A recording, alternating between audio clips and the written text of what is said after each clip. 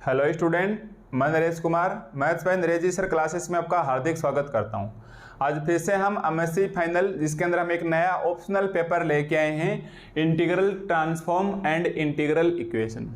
ठीक है, आज हमारे पास पेपर रहने वाला है integral transform and integral equation से, और इसको मैंने यहाँ पेपर 8 दिया है। जैसे आप जानते हैं आपके पास 2 कंपलसरी पेपर होते हैं और 3 आपको कोई ऑप्शनल पेपर सेलेक्ट करने होते हैं। तो कंपलसरी पेपर में हमारे पास एक तो फ्रैक्शनल एनालिसिस है और दूसरा विस्कस फ्लूइड डायनेमिक्स है।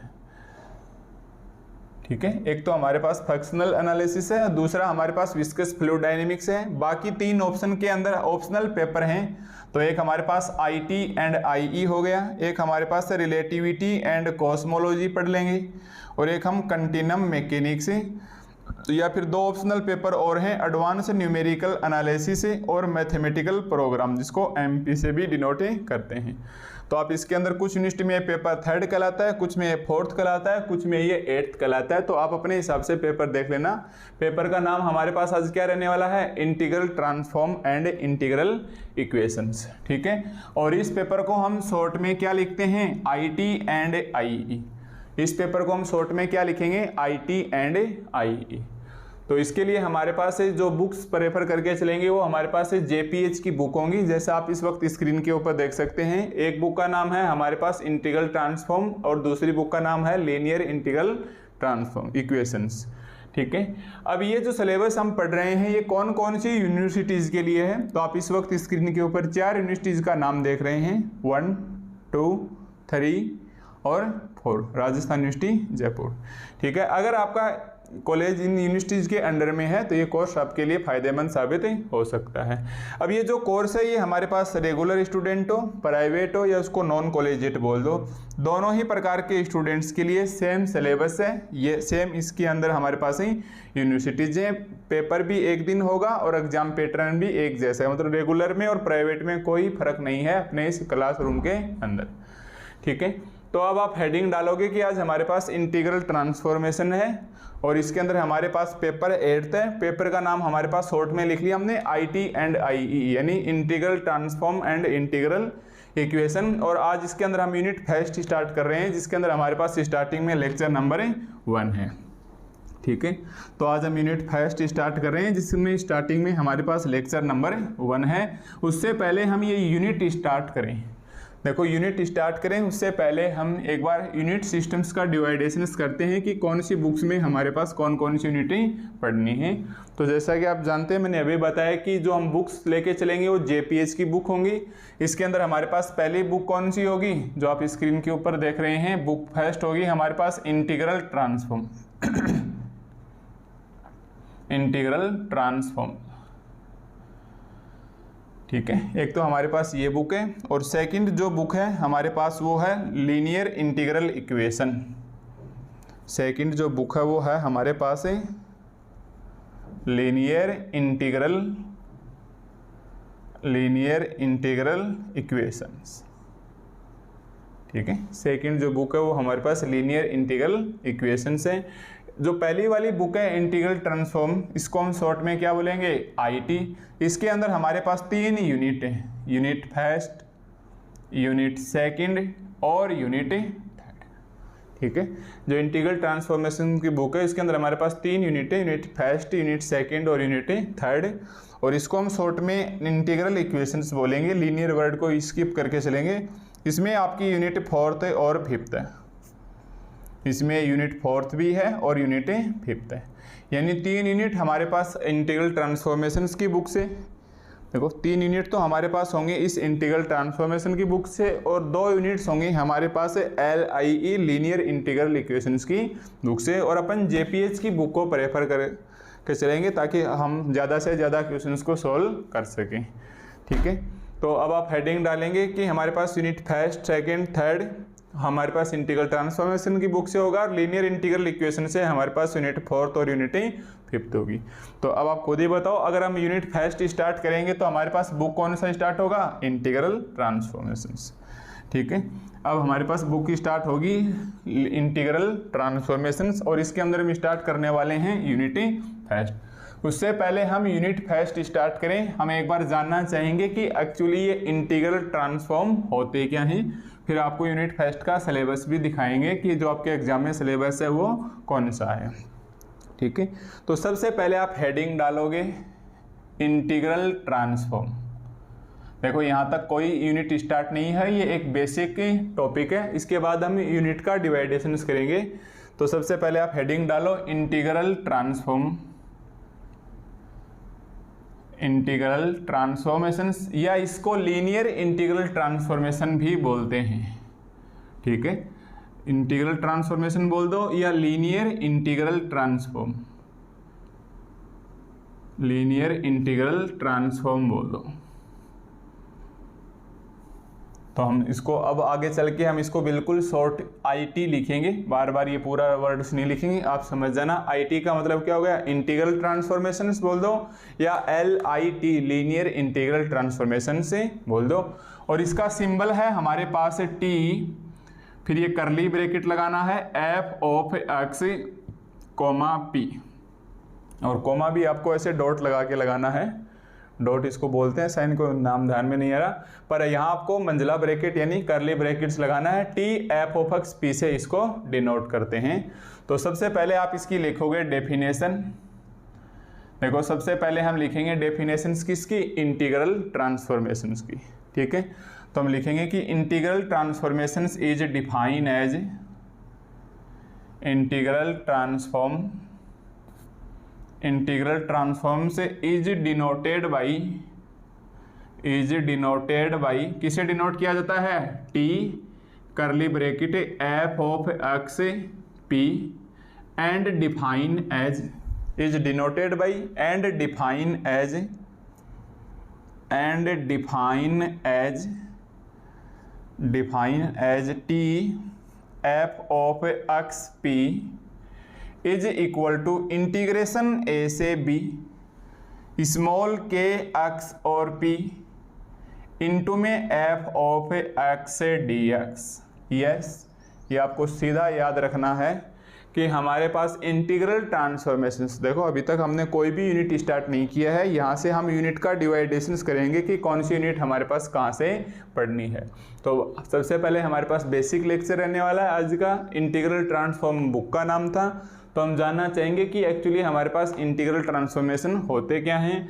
तो इंटीग्रल ट्रांसफॉर्म को हम capital T curly bracket f(x), P से डिनोट करते हैं, और इसकी डेफिनेशन किस प्रकार से होती है, इंटीग्रेशन A से B kxp f(x) into dx। अब आपके मन में सवाल उठेगा कि ये kxp क्या है, p क्या है, f(x) क्या है और a to b क्या है।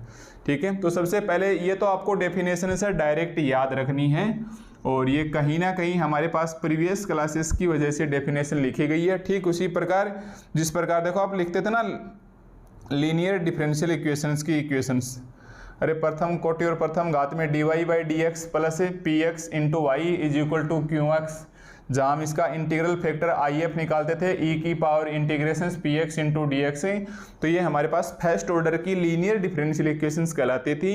ठीक उसी प्रकार ये जो इक्वेशंस है इंटीग्रेशन A से B kx p f(x) into dx, ये हमारे पास क्या कहलाएगा, ये लीनियर ट्रांसफॉर्म कहलाएगा या इंटीग्रल ट्रांसफॉर्मेशन से कहलाएगा, जिसको हम T f(x) इंटू P से डिनोट करते हैं। ठीक है, अब आप लिखो where kx of P।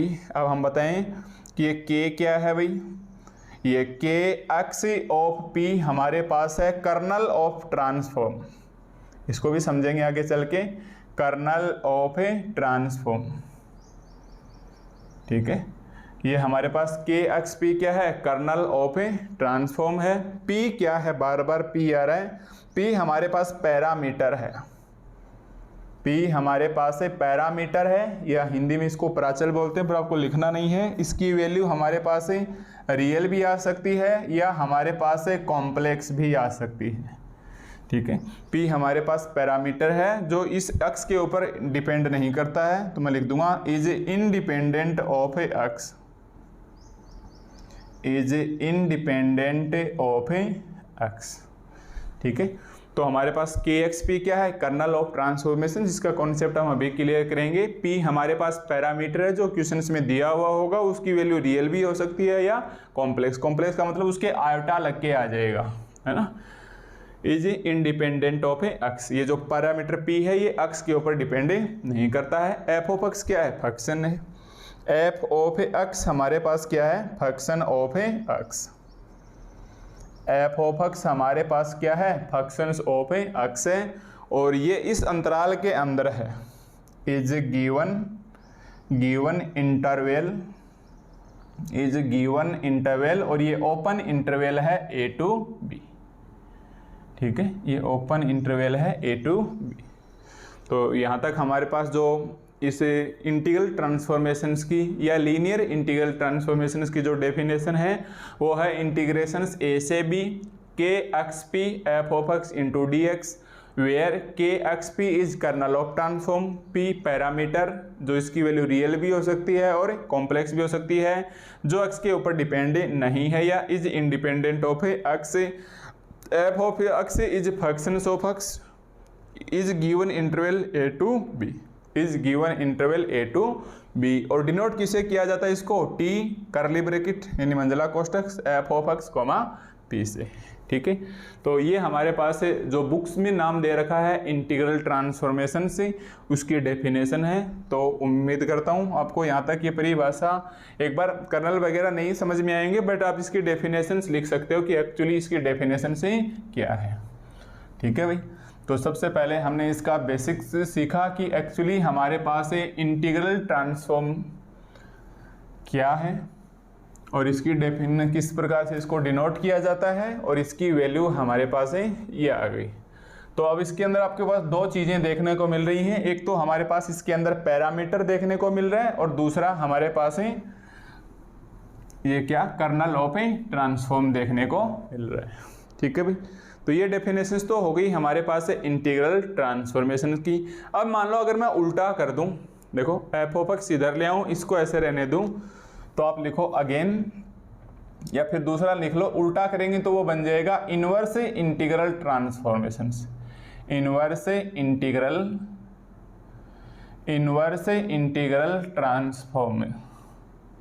Transforms, ठीक है। अब आप नेक्स्ट हेडिंग डाल लो, ऐसे स्टार लगा के ही डाल लो। पहले तो हमारे पास क्या हो गया, इंटीग्रल ट्रांसफॉर्मेशन से। अब इसका उल्टा क्या होता है, इनवर्स इंटीग्रल ट्रांसफॉर्मेशन से क्या होता है, तो इसकी डेफिनेशन हो जाएगी f of x is equal to, f of x is equal to x of p t F of x p, t F of x P into d p, into में क्या आ जाएगा हमारे पास है डीपी, ठीक है। देखो अब एफ उल्टा करेंगे इनवर्स का, ये जो डेफिनेशन थी ये तो हमारे पास किसकी डेफिनेशन है, इंटीग्रल ट्रांसफॉर्मेशंस की। अब इसका इनवर्स लगाएंगे तो एफ ऑफ एक्स रखो इधर, इसे ए से बी को इधर ले आओ तो लिमिट बदल जाएगी, और मान लो लिमिट बदल के ए से बी की बजाय यहाँ पे एल्फा टू बीटा या कोई भी लिमिट चेंज कर लेना, बस ए से बी मत छोड़ना। और ये जो कर्नल है एक्स ऑफ पी का, ये कर्नल भी इधर आके वेरिएबल बदल जाएगा। जैसे मान लो यहाँ कोई फंक्शन है एक्स स्क्वायर, तो ये इस साइड में आके हमारे पास 1/x² हो गया। तो देखो फंक्शंस बदल गया कि नहीं बदल गया।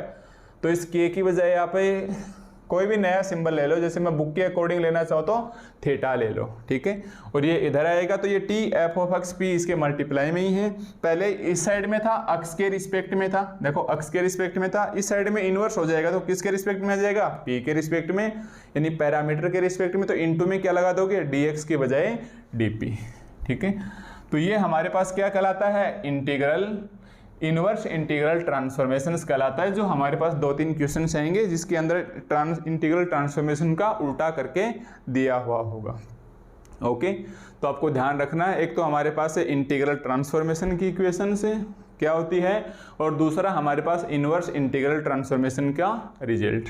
हमारे मोस्टली ये काम आने वाला है इंटीग्रल ट्रांसफॉर्मेशन, जिसके अंदर ध्यान रखना है K x P kernel of transform, और हमारे पास P पैरामीटर है जिसकी वैल्यू रियल या कॉम्प्लेक्स है, is independent of A X है, और F of x is function से is a given interval A to B, ठीक है।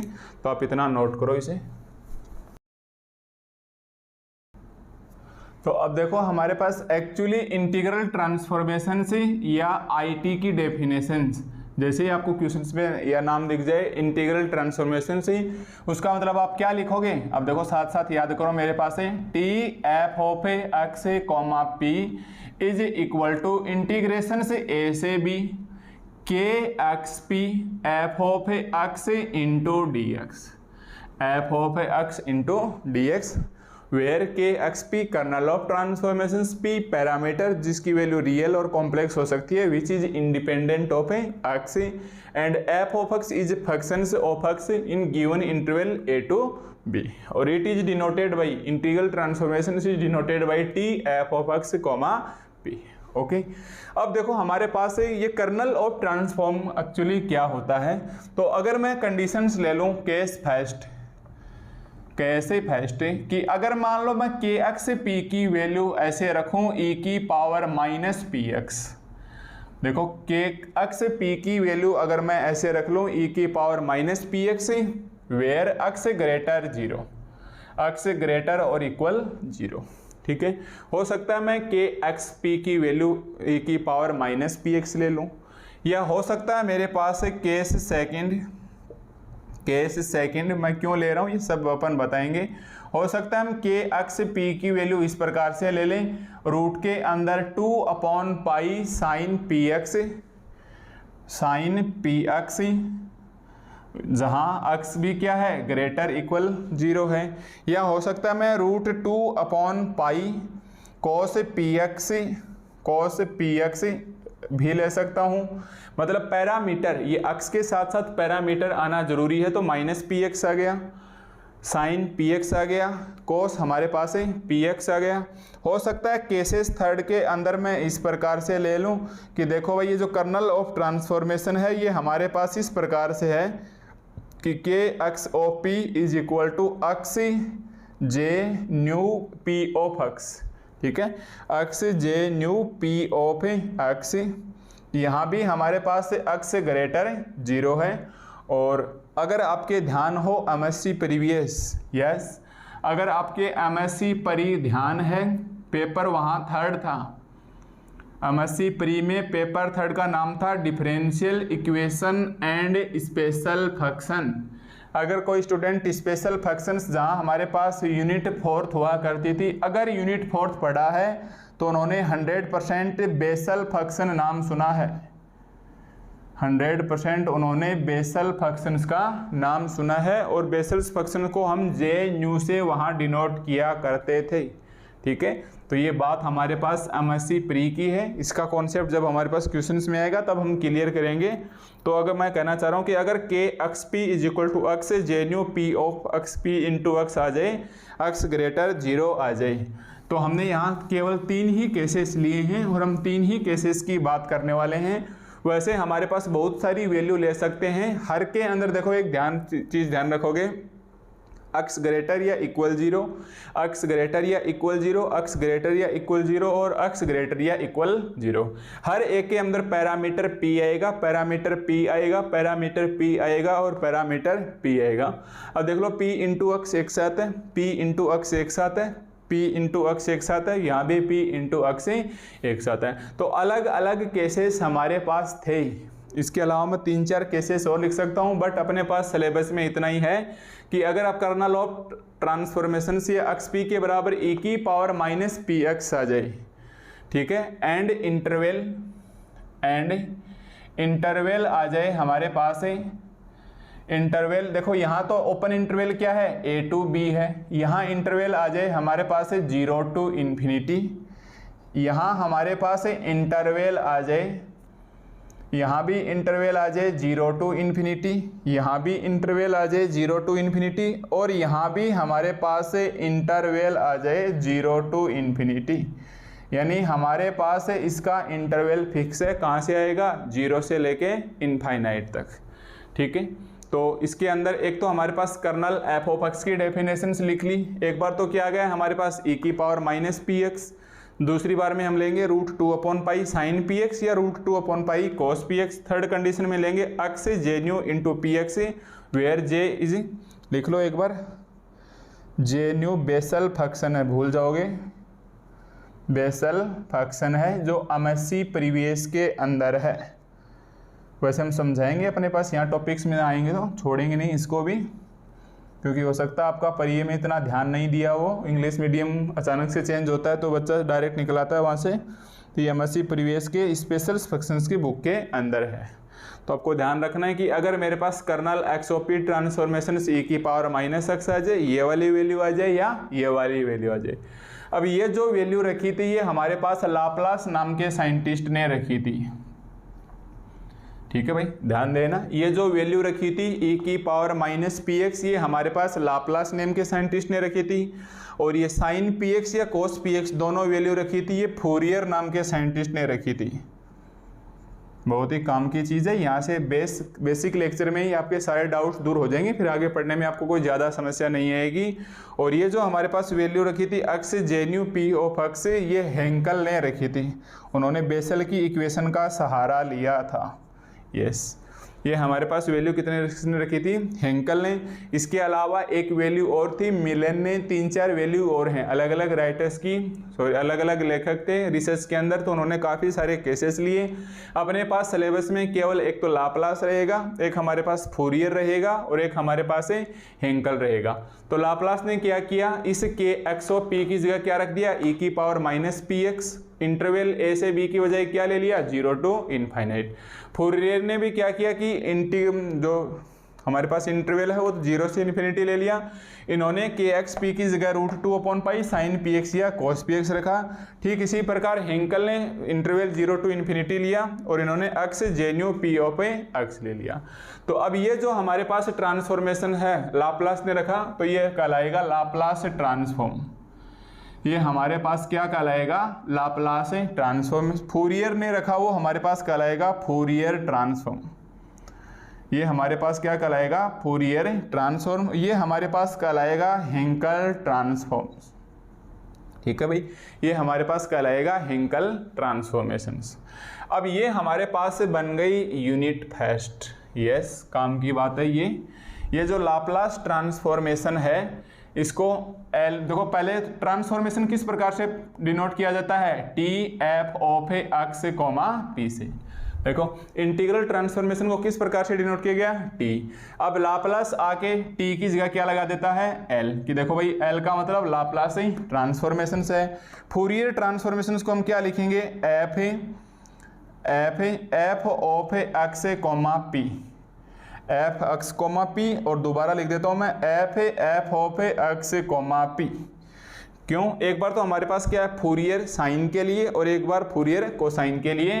तो एक बार तो यहाँ एफ के नीचे एस लग जाएगा फूरियर साइन के लिए और कोस के लिए लग जाएगा फूरियर कोसाइन। मतलब फूरियर ट्रांसफॉर्मेशन को 2 प्रकार से डिनोट किया जाता है। एफ एस का मतलब यहाँ फूरियर वाले में साइन लेके चलेंगे और एफ ऑफ सी का मतलब फूरियर वाले में कोस लेके चलेंगे। इसी प्रकार हेंकल में क्या आ जाएगा, H F of x P. और देखो जिस प्रकार बेसल के नीचे हमारे पास न्यू चलता है, इसी प्रकार एच के नीचे भी अपन क्या लगा लेंगे, म्यू लगा लेंगे। ये साइन है, आगे चल के समझा देंगे इसको भी। तो ये तो बन गई हमारे पास यूनिट फर्स्ट। जब लाप्लास ने हमारे पास रख लिया इसको कि देखो भाई मैं कर्नल ऑफ ट्रांसफॉर्मेशन की जगह क्या रखूंगा, e की पावर -px, और इंटरवल a से b की जगह मैं क्या रखूंगा, 0 से इन्फिनिटी। तो ये क्या कहलाएगा, ये कहलाएगा हमारे पास है लाप्लास ट्रांसफॉर्मेशन, जिसको हम L F of x P से डिनोट करेंगे। तो ऐसा तो हम पढ़ने वाले हैं यूनिट फर्स्ट के अंदर। फिर हमारे पास से फूरियर ट्रांसफॉर्मेशन क्या बन गया, ये बन गई हमारे पास से यूनिट सेकंड। यस, आप लगाओ इधर ही, यूनिट का डिवाइडेशन हो जाएगा। ये हमारे पास क्या आ गया, यूनिट सेकंड। तो यूनिट सेकंड में ये कहलाएगा फूरियर साइन और फूरियर कोसाइन, मतलब फूरियर साइन और फूरियर कोसाइन, और इसको इस प्रकार से डिनोट किया जाएगा। उस वक्त कंडीशन में हम रखेंगे √2/π साइन px या √2/π cos px। और ये जो केसेस थर्ड था हमारे पास है हेंकल ट्रांसफॉर्मेशंस का, जिसकी जगह अक्स जेन्यू अक्स रखेंगे। ये हमारे पास बन गया यूनिट थर्ड। ठीक है भाई, ये हमारे पास क्या बन गई, यूनिट थर्ड।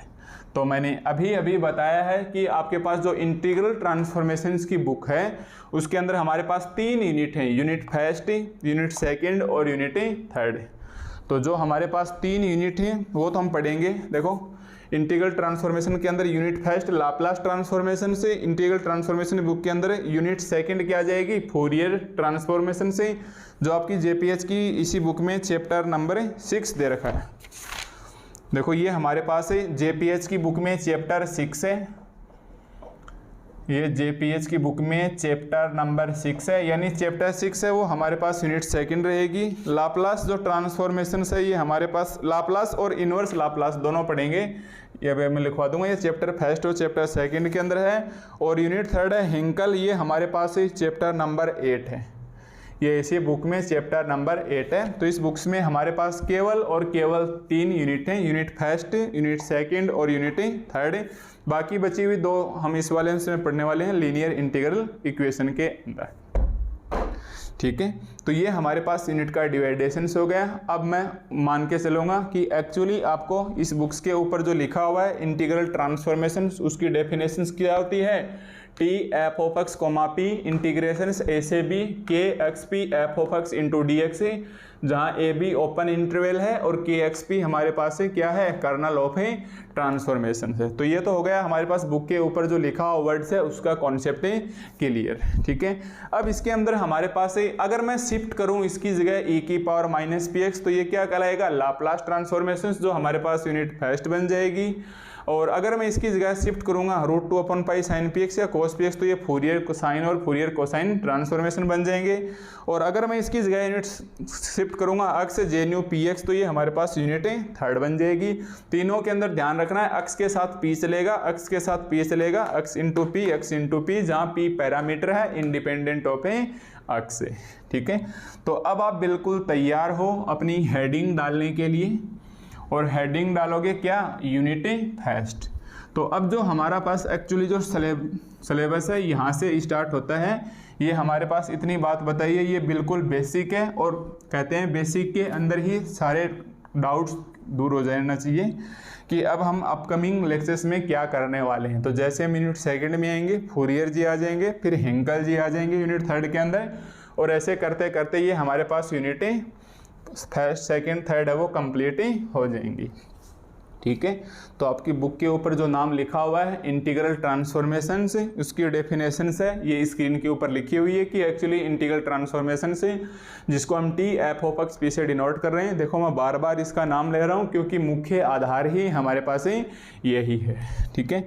अब हम बात करते हैं यूनिट फर्स्ट का सिलेबस। यस, अब हम देखो लिखना नहीं है आपको मैं स्क्रीन के ऊपर दिखा देता हूँ यूनिट फर्स्ट का सिलेबस। आप इस वक्त स्क्रीन के ऊपर इसे देख पा रहे हैं ठीक से, जो मैंने पेन से अंडरलाइन कर रखे हैं। क्या है हमारे पास यूनिट फर्स्ट का syllabus, Laplace transform, definition and its properties, rules of manipulation, Laplace transformations of derivatives and integral, properties of inverse Laplace transformation, convolution theorem और कॉम्प्लेक्स इन्वर्जन फॉर्मूला, ठीक है। तो ये हमारे पास आप सिलेबस इस वक्त स्क्रीन के ऊपर देख पाए हैं। तो अब जो हमारे पास यूनिट फर्स्ट का सिलेबस है, अभी जो देखा है वो तो ऑफिशियल सिलेबस है। अब जेपीएच की बुक में ये सिलेबस कहाँ है, ठीक है भाई। अब जेपीएच की बुक में ये सिलेबस कहाँ है, तो आपके पास चैप्टर नंबर 1 है और चैप्टर नंबर 2 है। यस, जेपीएच की बुक में चैप्टर नंबर 1 लाप्लास ट्रांसफॉर्मेशन के नाम से लिख रखा है और chapter number 2 inverse Laplace transformation. अब देखो मैं लाप्लास ट्रांसफॉर्मेशन को LT लिखूंगा और इनवर्स लाप्लास ट्रांसफॉर्मेशन। तो एक तो हमारे पास चैप्टर फर्स्ट है और एक हमारे पास चैप्टर सेकंड है। तो आज हम शुरुआत करने वाले हैं चैप्टर फर्स्ट से लीनियर लाप्लास ट्रांसफॉर्मेशन की, और ये हमारे पास पूरा क्वेश्चंस मिल जाएगा इस यूनिट के अंदर। हम दोनों क्वेश्चंस करने वाले हैं, कहीं भी हम इसकी रिस्क नहीं लेंगे, ठीक है। तो यूनिट फर्स्ट में हमारे पास क्वेश्चन नंबर 1 A पार्ट भी करेंगे, B पार्ट भी करेंगे, और क्वेश्चन नंबर 2 में A और B। यानी इसके हम दोनों क्वेश्चंस कंप्लीट करेंगे 100%, क्योंकि मिक्सिंग होती है लाप्लास और इनवर्स लाप्लास में, ज़्यादा बड़ा टॉपिक नहीं है। अगर आप इसका अच्छे से बेस समझ लोगे, एक बार डेफिनेशन से वगैरह ही है, उसके बाद आप खुद से भी क्वेश्चंस को सोल्व कर सकते हैं। ठीक है, तो इस लेक्चर में हम इस यूनिट के अंदर हमारे पास 12, 13, 15 या 10 कितने भी लेक्चर्स बने, सारे लेक्चर्स बहुत ही ईजी होंगे। इसको हम स्टेप बाय स्टेप सोल्व करने वाले हैं। ओके भाई, तो ये हमारे पास JPH की बुक में चैप्टर नंबर 1 से शुरुआत होगी। तो अब आप हेडिंग डालोगे कि आपकी यूनिट फर्स्ट स्टार्ट हो चुकी है। ठीक है, तो इतनी देर तक का जो लेक्चर था वो हमारे पास बेसिक लेक्चर था। अब आप लिखो यूनिट फर्स्ट स्टार्ट हियर। ठीक है भाई, यूनिट फर्स्ट स्टार्ट हियर। तो देखो सबसे पहले अपने को क्या करना है, यूनिट फर्स्ट के अंदर आप एक बार समझ लो, फिर इसको मैं ऑफिशियली डेफिनेशन आपको लिखवा दूंगा। यूनिट फर्स्ट के अंदर हमारे पास क्या करना है, के एक्स पी की जगह क्या रखना है, e की पावर माइनस एक्स। देखो के एक्स पी की जगह अपने को क्या रखना है, माइनस एक्स। तो लिखना मत, एक बार समझो, T F of X comma P था, इंटीग्रेशन ए से B K x P into में F of X D X, into में F of X into D X. ये हमारे पास इंटीग्रल ट्रांसफॉर्मेशन जो बुक के ऊपर नाम लिखा उसकी डेफिनेशन है। अब लाप्लास ने क्या किया, इंटरवल ले लिया 0 से इनफाइनाइट, यानी ए से बी की बजाय अपन इंटरवल क्या लिखेंगे, 0 से इन्फिनिटी। ओके, और K x P, kernel of x p की जगह क्या ले लिया, e की पावर माइनस पी एक्स। इसकी जगह हमारे पास क्या ले लिया, e की पावर माइनस पी एक्स। और किससे डिनोट कर दिया, t की बजाय आप लाप्लास का नाम लिख दो, और लाप्लास को l से डिनोट करते हैं, इसलिए हम यहाँ कैपिटल L से डिनोट कर देंगे। ठीक है, तो ये हमारे पास क्या कहलाता है, लाप्लास ट्रांसफॉर्मेशंस। मैं लिखूंगा ऊपर इसको हटा के, ये हमारे पास क्या कहलाता है, लाप्लास। ठीक है, तो ये हमारे पास क्या हो गया, लाप्लास ट्रांसफॉर्मेशंस की डेफिनेशंस। अब इसी डेफिनेशंस को हम अच्छे से लिखेंगे जिस प्रकार से हमें एग्जाम में लिख के आनी है। तो आपको समझना है के एक्स पी की जगह आपको e की पावर माइनस पी एक्स और इंटरवल a टू b की जगह 0 टू इनफाइनाइट, ऐसा कर देंगे तो ये हमारे पास क्या बन जाएगा, लाप्लास इन ट्रांसफॉर्म। ठीक है, तो अब आप हेडिंग डालो। एक्चुअली जो आपके पास लिखना है, जो सिलेबस स्टार्ट है, चैप्टर 1 JPH की बुक लेक्चर नंबर 1 यहाँ से होता है स्टार्ट, और सबसे पहले डेफिनेशन आ जाएगी हमारे पास है लाप्लास ट्रांसफॉर्म की।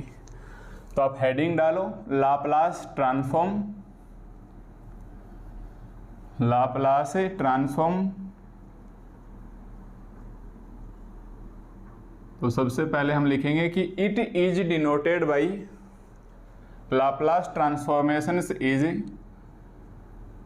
लाप्लास ट्रांसफॉर्मेशन बोल दो या ट्रांसफॉर्म बोल दो, शॉर्ट नेम है इसका। Laplace transform is denoted by L F of x P, is denoted by L curly bracket F of X comma P. देखो L F of X comma P, कई बार इसको इस प्रकार से भी डिनोट कर दिया जाता है और इस प्रकार से भी डिनोट किया जाता है। तो या तो एल लिखेंगे, या फिर हम एफ बार के ऊपर पी लगाएंगे, या फिर हम एफ के ऊपर सिंपल भी पी लगा के छोड़ देंगे। तीनों ही सिंबल हैं, L F of x P या एफ बार पी या एफ ऑफ पी। ठीक है, तो Laplace transformation is denoted by and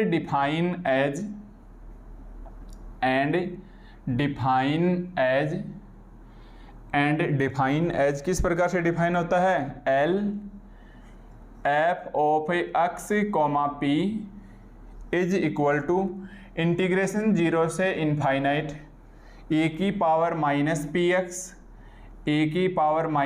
x into में F of X D X, into में F of X D x. अब अपने को बताना होगा where F of x is a real valued और कॉम्प्लेक्स वैल्यूड फंक्शंस। तो देखो हमारे पास ये e की पावर माइनस पी एक्स क्या है, ये हमारे पास लाप्लास ने इसकी वैल्यू रखी है कि एक्सपोनेंशियल फंक्शंस के रूप में। अब आप लिखो where F of x is, देखो हम इसको और लिखेंगे where F of x be real और complex valued functions, be real और कॉम्प्लेक्स वैल्यूड फंक्शन,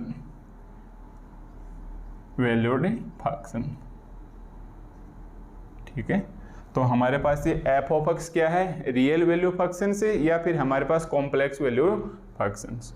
तो अगर मैं नहीं समझाऊं तो भी ये काम चल जाएगा, बट एक्चुअली मैं बोलूँ आपको रियल वैल्यूड फंक्शंस क्या होता है तो बता देंगे। ये बहुत छोटी जानकारी है तो आपको लिखना नहीं है, केवल और केवल समझना है कि एक तो होता है हमारे पास रियल फंक्शन, एक तो हमारे पास क्या होता है रियल फंक्शन, और एक नाम आता है real valued function, real value function, ठीक है। दोनों में थोड़ा सा फर्क होता है कि रियल वैल्यूड फंक्शंस तो क्या कहेगा कि F belong real number two real number जाए, रियल फंक्शन हमारे पास क्या कराएगा F belong real number two real number जाए, जबकि रियल वैल्यूड फंक्शंस क्या कहता है कि ये आर में जाए ना जाए, बट इसका ये वाला परिसर यानी इसको तो बोलते हैं डोमेन, देखो इस साइड में इसको तो क्या बोलते हैं डोमेन और इसको क्या बोलते हैं अरेंज।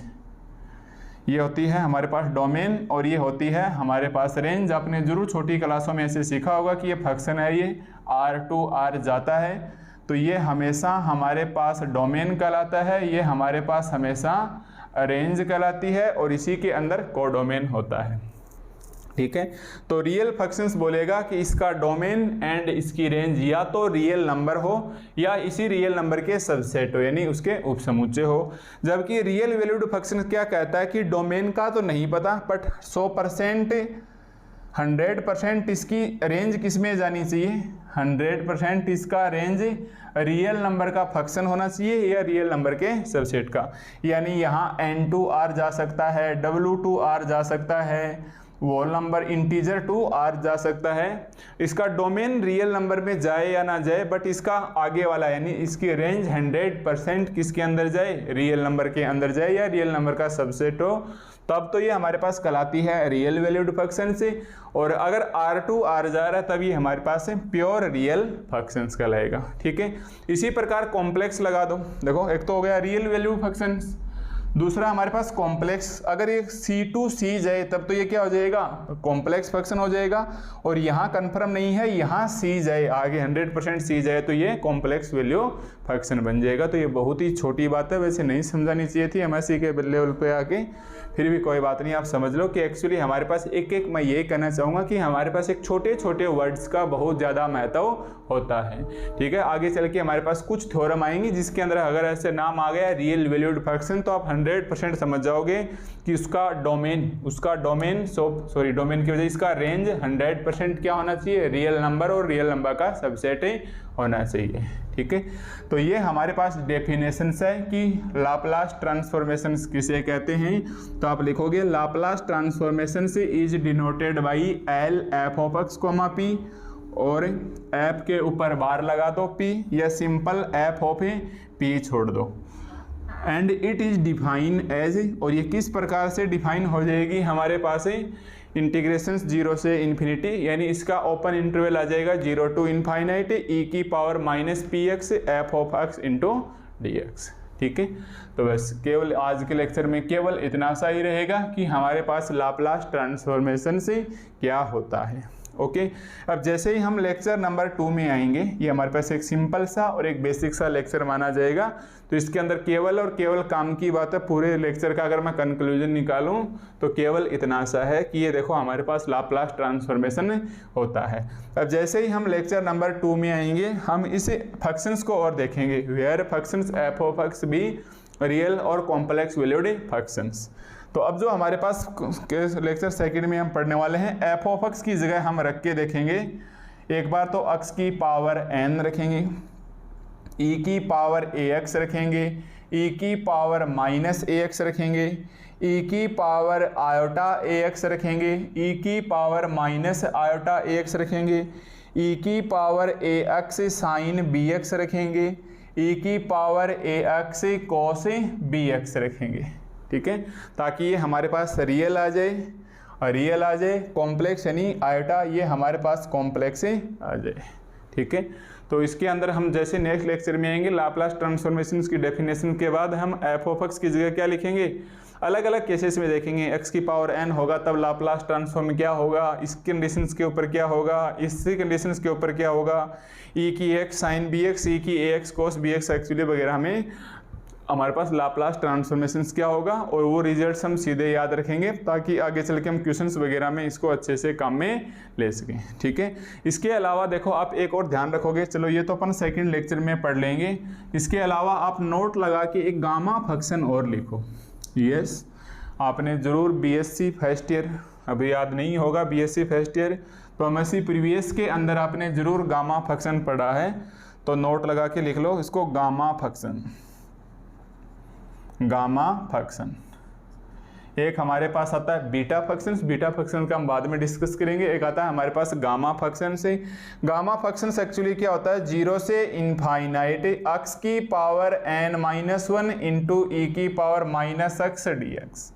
यस, एक्स की पावर n-1 इंटीग्रेशन 0 से इन्फिनिटी एक्स की पावर n-1 से ई की पावर -x dx हमारे पास गामा फंक्शन कहलाती है। यानी इस पैरामीटर की वैल्यू हमारे पास 1 आ जाए और एफ ऑफ एक्स की जगह हमारे पास x की पावर n- आ जाए, और इसको हम डिनोट करते हैं गामा n से। और देखो गामा n को आप इस प्रकार लिखोगे। यस, ठीक है, इसको हम किस प्रकार से डिनोट करते हैं, गामा n से 3 बराबर के साइन लगाने का मतलब क्या होता है, मैंने ये इसके बराबर नहीं है, इसका सिंबल ही क्या है, गामा n। और देखो एक तो होता है, ऐसे तो होता है रूट के अंदर यानी स्क्वायर रूट वर्गमूल के अंदर ले लिया, आपको क्या करना है, सिंपल रखना है ऐसे। ठीक है, नीचे तक और ले के आना चाहो तो नीचे तक काफ़ी लंबा ले आओ, इसे कोई दिक्कत नहीं होगी। ये पूरा भी नहीं ढकना है, ऐसे भी नहीं करना है कि ये गामा n है, आपको इसको हाफ कवर करना है इतना, इसको नीचे तक ले आओगे। तो ये हमारे पास होता है गामा n। तो एक्चुअली ये गामा n नहीं, इंटीग्रेशन 0 से इन्फिनिटी एक्स की पावर n-1 इंटू ई की -x dx ही हमारे पास क्या होता है, गामा n होता है।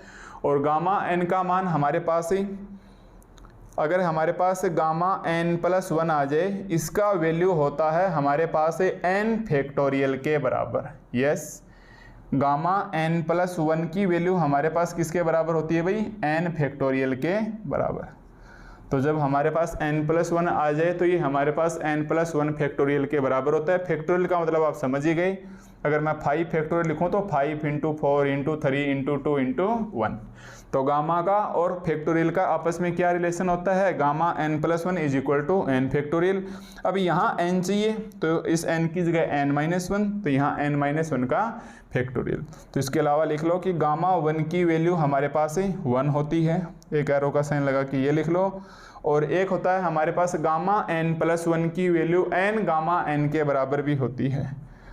गामा n+1 की वैल्यू हमारे पास n गामा n के बराबर भी होती है जब हमारे पास n ग्रेटर हो 0 से। ठीक है, इक्वली n ग्रेटर हो हमारे पास 0 से। तो ये हमारे पास एक जरूर 20-20 में काम आता रहेगा, ऐसे सिंबल्स लग के आएंगे, तो वो सिंबल हमारे पास किसके होंगे, गामा फंक्शन के। तो एक बार यहीं लिख लो ताकि हम आगे किसी भी लेक्चर्स के अंदर अगर मैं इनके रिजल्ट्स को काम में लूँ, कहीं भी चलते चलते मैं गामा n+1 को n फैक्टोरियल लिख लूँगा, या गामा n+1 को n गामा n लिख के काम चला लेंगे। और एक्चुअली गामा n क्या है, इंटीग्रेशन 0 से इन्फिनिटी x की n-1 इंटू ई की -x dx से कहीं ना कहीं हमारे पास ये लाप्लास ट्रांसफॉर्मेशन से मैच होती है। अगर इसका पैरामीटर 1 आ जाए, ये बन जाएगा एफ ऑफ एक्स की जगह x की पावर n-1 आ जाए, तो यही हमारे पास गामा फंक्शन कहलाता है। ठीक है, तो आज का लेक्चर हमारे पास, वैसे तो लेक्चर 1 बन गया कंप्लीट ये, बट ये हमारे पास एक बेसिक लेक्चर है जिसके अंदर हमने बुक के कवर पेज के ऊपर लिखा हुआ इंटीग्रल ट्रांसफॉर्मेशन से की डेफिनेशन क्लियर किया।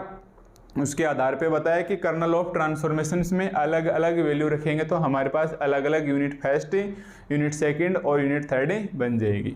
फिर हम इन्हें यूनिट फर्स्ट में आज हमने केवल और केवल लाप्लास ट्रांसफॉर्मेशंस की डेफिनेशन पढ़ी है। अब नेक्स्ट लेक्चर में हम कुछ लाप्लास ट्रांसफॉर्मेशंस के फॉर्मूले निकालेंगे जो आगे चल के हम एक्सरसाइज में डायरेक्ट काम में लेने वाले हैं। ठीक है, तब तक आप एक बार इस लेक्चर को फिर से देखना, वैसे इसमें ज़्यादा देखने के लिए नहीं है, बट इसको एक बार आप फिर से देखोगे तो आपके तीनों यूनिटों का कॉन्सेप्ट क्लियर हो जाएगा कि जैसे जैसे हम आगे लेक्चरों में बढ़ते जाएंगे हमको वास्तव में करना क्या होगा। ठीक है, तो ये हमारे पास एक सिंपल सा एक बेसिक सा लेक्चर था। तो हम मिलते हैं जस्ट नेक्स्ट लेक्चर नंबर 2 के अंदर।